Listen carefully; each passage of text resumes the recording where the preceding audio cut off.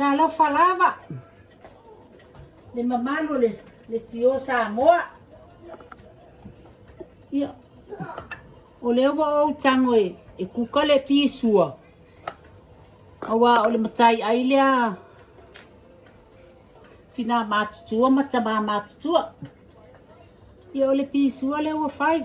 Le wa susungu le suka. Ia le wa tau le kapiota. Ia le la sauni e ave i le pepe.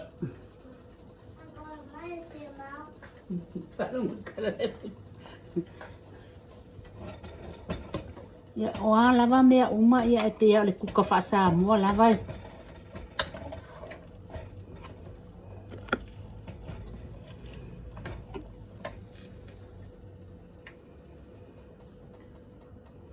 Ia le wasa eule e suka. Ia o le pesua le wa vela. Ia o le la sauni e kai kukongo le suka ma le pepe.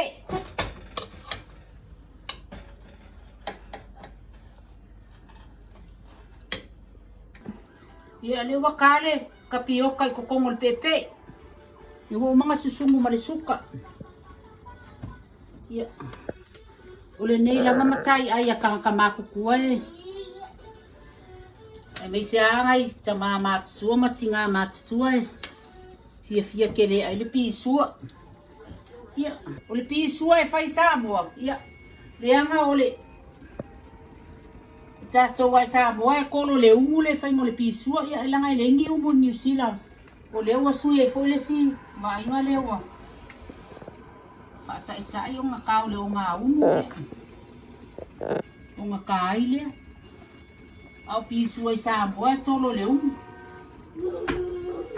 Ia, mangkua foi o kako nge New Zealand se a inga fai se ungu.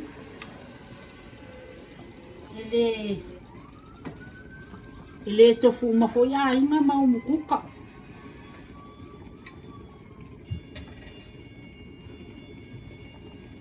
Ki uma le mele ngiu.